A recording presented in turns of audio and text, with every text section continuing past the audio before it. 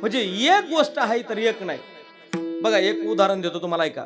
एखादा पखवाज आहे, म्हणजे तुम्ही तुमच्यावर ओढून घेऊ नका बरं. एखादा पखवाज आहे, त्या पखवाजाकडे जर पाहिलं गजानन बाबा, तर वाजवायच्या बाबतीमध्ये म्हणतात तर साहेब नादच नाही करायचा त्याचा, एवढं जबरदस्त वाजवतं. वाजवायच्या बाबतीमध्ये त्याचा कोणी हातच धरायचा नाही. मग काय धरायचे बोला ना, पायच धरायचे त्याच्या, हे का नाही, एवढा वाजवायला तयारीचा. पण गजानन बाबा इतका सुंदर गडी वाजवायला, पण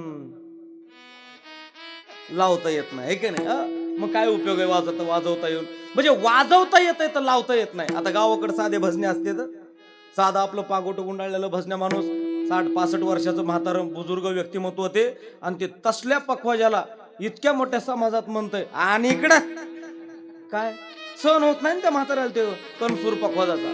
आणि मग त्या एवढ्या मोठ्या पखवाजानं गजानन बाबा तो पखवाज उचलावा, त्या म्हाताऱ्या माणसापुढे ठेवावा, आणि म्हातारं काय नाही बघा, इकडून एक ठोका, इकडून एक ठोका, तिकडून एक ठोका, आणि इकडून 4 बाजूने 4 ठोके हाणले की पखवाज लागला.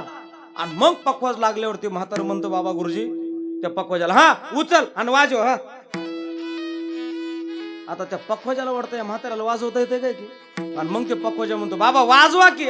वाजवायला कुणाच्या बापाला येतंय म्हणला, म्हणजे लक्षात येते ना तुमच्या, म्हणजे वाजवता येतंय तर लावता येत नाही, लावता येते तर वाजवता येत नाही. याला म्हणायचं कोठे काही, कोठे काही